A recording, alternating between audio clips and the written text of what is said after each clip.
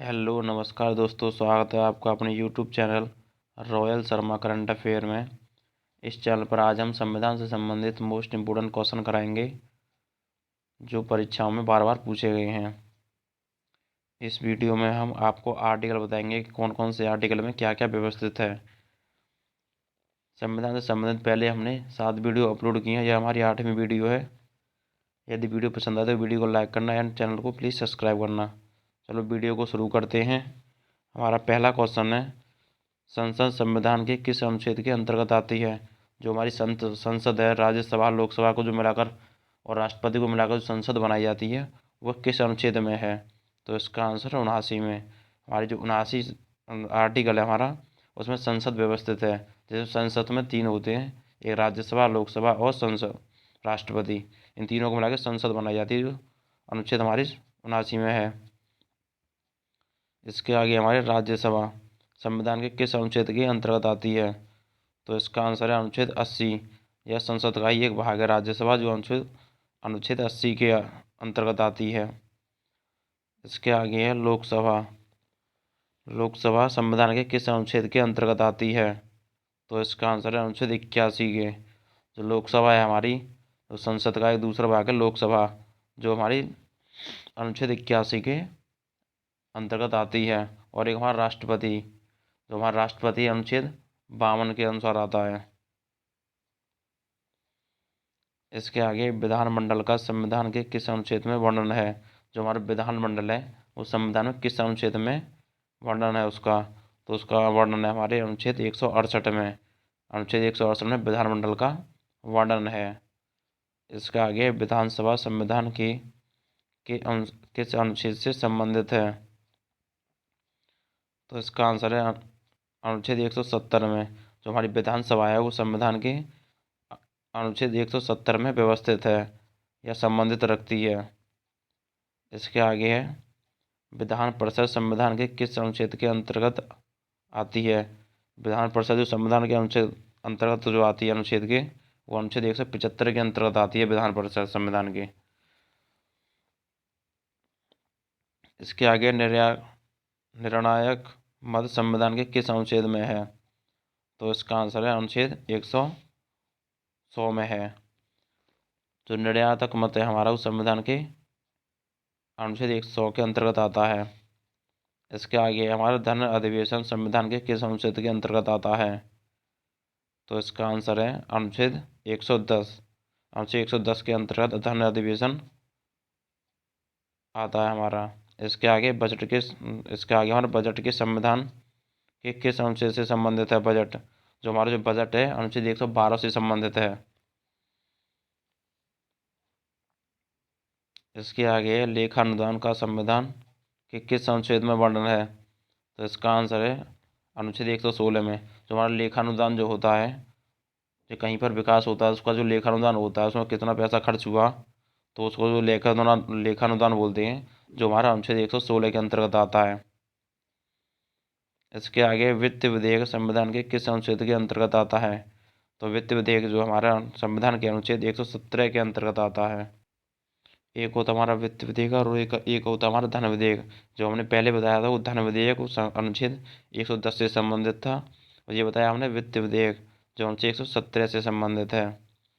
इसके आगे है एससी, इसका मतलब सुप्रीम कोर्ट। सुप्रीम कोर्ट का गठन संविधान के किस अनुच्छेद में है। तो इसका आंसर है अनुच्छेद 124 में। जो है सुप्रीम कोर्ट का गठन जो संविधान के अनुच्छेद के अंतर्गत हुआ था, वो अनुच्छेद 124 के अंतर्गत हुआ है। इसके आगे है सुप्रीम कोर्ट के अधिकार संविधान के किस अनुच्छेद में है। जो सुप्रीम कोर्ट के जो अधिकार होते हैं वो संविधान के अनुच्छेद 131 के अंतर्गत आते हैं। जो सुप्रीम कोर्ट के अधिकार होते हैं हमारे, वो अनुच्छेद 131 के अंतर्गत आते हैं। इसके आगे है सीएजी की नियुक्ति संविधान के किस अनुच्छेद के अंतर्गत आती है। तो इसका आंसर है अनुच्छेद 148। सीएजी का मतलब है यहाँ पर हमारा कहीं पर पुल बनना है, कहीं से सड़क बन रही है, उसमें जितना भी पैसा व्यय होता है वो सीएजी के अंतर्गत लिखा जाता है। एक तरीके से बोल सकते हैं लेखाकार। जो हमारे घोटाले पकड़े जाते हैं इसी के अंतर्गत पकड़े जाते हैं। इसके अंतर्गत ही इसकी जांच होती है, उसमें पता चलता है कितना पैसा व्यय हुआ है और किसने उसको दिखाया है। तो इसके अंतर्गत आता है सीएजी के अंतर्गत, जो अनुच्छेद 148 में है। इसके आगे राज्यों के लिए हाई कोर्ट का संबंधित संविधान के किस अनुच्छेद से है? इसका आंसर है अनुच्छेद 214। राज्यों के लिए जो हाई कोर्ट का संबंधित संविधान है, जो अनुच्छेद से संबंधित है, वो 214 से है। इसका मतलब है जो राज्य में एक हाई कोर्ट होना चाहिए वो अनुच्छेद 114 के सब व्यवस्थित है। इसके आगे है हाई कोर्ट का गठन संविधान के किस अनुच्छेद में है? जो हाई कोर्ट का जो गठन है वो अनुच्छेद 214 के अंतर्गत आता है। इसका आगे है राज्य सूची विषय पर कानून बनाने की शक्ति संविधान के किस अनुच्छेद में है? जो राज्य के लिए जो कानून बनाया जाता है, तो जो संविधान के जो अनुच्छेद में है वो अनुच्छेद 249 में व्यवस्थित है। जो जिसे द्वारा कह सकते हैं हम राज्य सूची विषय पर कानून बनाने की शक्ति संविधान के किस अनुच्छेद में है? तो अनुच्छेद 249 में है। इसके आगे नदी जल विवाद संविधान के किस अनुच्छेद से संबंधित है? तो इसका आंसर है अनुच्छेद 262 के। तो नदी जल विवाद होता है, मानो चलिए एक नदी हमारे दो राज्यों से होकर जाती है और एक राज्य वाला यदि कोई बांध लगा दिया जाता है उस पर, तो उसमें विवाद होता है दूसरे राज्य से, तो जो नदी जल विवाद होता है वो अनुच्छेद 262 के अंतर्गत आता है। इसके आगे अंतर्राज्य परिषद पर संविधान के किस अनुच्छेद में है? जो अंतर्राज्य परिषद है जो संविधान के अनुच्छेद 263 से संबंधित है। इसके आगे है वित्त आयोग संविधान के किस अनुच्छेद से संबंधित है? तो इसका आंसर हमारा अनुच्छेद 280। वित्त आयोग है हमारा जो संविधान के अनुच्छेद 280 से संबंधित रखता है। इसके आगे है अखिल भारतीय सेवा संविधान के किस अनुच्छेद के अंतर्गत आती है? जो अखिल भारतीय सेवा संविधान है के किस अनुच्छेद के अंतर्गत आती है? तो वो अनुच्छेद हमारे 312 के संबंधित है। जो IAS IPS और IFS होते हैं वो हमारे अखिल भारतीय सेवा के अंतर्गत आते हैं, जो अनुच्छेद 312 में व्यवस्थित है। इसके आगे संघ राज्य के संविधान के किस अनुच्छेद से संबंधित है? संघ राज्य के संविधान के, तो इसका आंसर है अनुच्छेद 315। इसके आगे निर्वाचन आयोग संविधान के किस अनुच्छेद के अंतर्गत आता है? तो इसका आंसर है अनुच्छेद 324। जो निर्वाचन आयोग है हमारा वो संविधान के अनुच्छेद 324 से संबंधित रखता है या इसके अंतर्गत आता है या इसमें वर्णन है। वो क्वेश्चन हो सकता है निर्वाचन आयोग संविधान के किस अनुच्छेद में वर्णन है जो निर्वाचन आयोग का, तो उसका आंसर होगा अनुच्छेद 324। क्वेश्चन कैसे भी हो सकता है यहाँ से। इसके आगे है हिंदी भाषा संविधान के किस अनुच्छेद के अंतर्गत आती है? तो इसका आंसर है अनुच्छेद 343। जो हमारी जो हिंदी भाषा है वो संविधान के अनुच्छेद 343 से संबंध रखती है। और यहाँ कभी कभी पूछा जाता है हिंदी भाषा की लिपि भी पूछा जाता है, तो उसकी लिपि है देवनागरी। इसके आगे राष्ट्रीय आपातकाल संविधान के किस अनुच्छेद के अंतर्गत लगता है?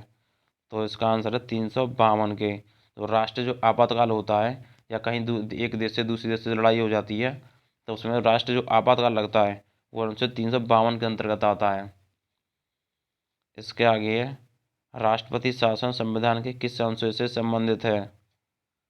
जो राष्ट्रपति शासन होता है वह संविधान के अनुच्छेद 356 से संबंधित है।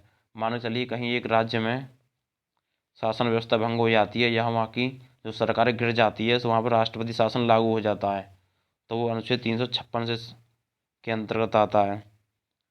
इसके आगे वित्त आपातकाल संविधान के किस अनुच्छेद से संबंधित है? तो इसका आंसर अनुच्छेद 360 से संबंधित है। वित्त आपातकाल वो संविधान के अनुच्छेद 360 से संबंध रखता है। इसके आगे है संविधान संशोधन किस अनुच्छेद के अंतर्गत होता है?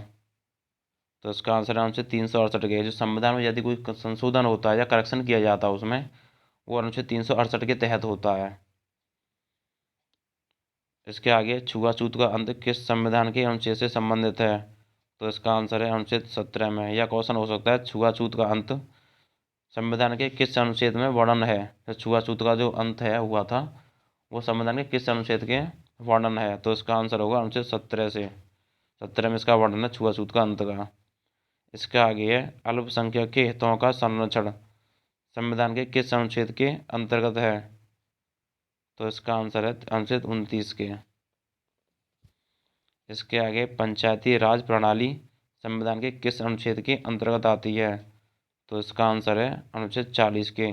पंचायती राज प्रणाली जो होती है हमारी, वो संविधान के अनुच्छेद 40 से संबंध रखती है, या 40 में उसका वर्णन है। इसके आगे संवैधानिक उपचारों का अधिकार संविधान के किस अनुच्छेद में है? तो इसका आंसर है अनुच्छेद 32 में। जो संवैधानिक उपचारों का अधिकार है हमारा, वो अनुच्छेद 32 से संबंधित है। इसके आगे पार्लियामेंट शब्द किस भाषा से लिया गया है? तो इसका आंसर है फ्रेंच। जो हमारा पार्लियामेंट जो शब्द है हमारा, वो फ्रेंच भाषा से लिया गया है। इसके आगे संसद के 3 भाग हमने पहले भी डिस्कस किए थे, राज्यसभा, लोकसभा और सभापति। जो हमारी संसद है अनुच्छेद 79 के अंतर्गत आती है, और राज्यसभा हमारी अनुच्छेद 80 के अंतर्गत आती है, और लोकसभा हमारी अनुच्छेद 81 अंतर्गत आती है, और राष्ट्रपति हमारा अनुच्छेद 52 के अंतर्गत आता है। राज्यसभा, लोकसभा और राष्ट्रपति को मिलाकर ही हमारी संसद बनती है। इसके आगे हम देखेंगे संसद की जननी किसे कहा जाता है। सॉरी, आप इसका करेक्शन कर लीजिए, इसका आंसर नहीं लिखवाए हैं। इसका आंसर होगा ब्रिटेन। तो ब्रिटेन को हमारी संसद की जननी कहा जाता है। इस पर आप विशेष ध्यान देना संसद पर। संसद के 3 भाग होते हैं, राज्यसभा, लोकसभा और राष्ट्रपति। इन तीनों को मिलाकर हमारी संसद बनाई जाती है, जो किसी इसके अनुच्छेद के अंतर्गत आती है। ये आप याद रखना। आई होप यू गाइस, हम उम्मीद करते हैं ये वीडियो आपको समझ में आई होगी। ऐसे ही लेटेस्ट वीडियो पाने के लिए हमारे चैनल को प्लीज़ सब्सक्राइब कर लें। इस चैनल पर हम आपको फिजिक्स, केमिस्ट्री, संविधान एवं हिस्ट्री से संबंधित डेली एक वीडियो अपलोड कराते हैं। ये हमारी संविधान की 8वीं वीडियो है। इससे मैंने 7 वीडियो अपलोड कर दी हैं। सिस्टमेटिक तरीका से आपको जब भी समझ में आएगा, जब वीडियो को आपको लाइन से देखना होगा क्रम बाई क्रम, तभी आपको सही से समझ में आए होगा। नमस्कार, सब मिलते हैं हम अगली वीडियो में। धन्यवाद।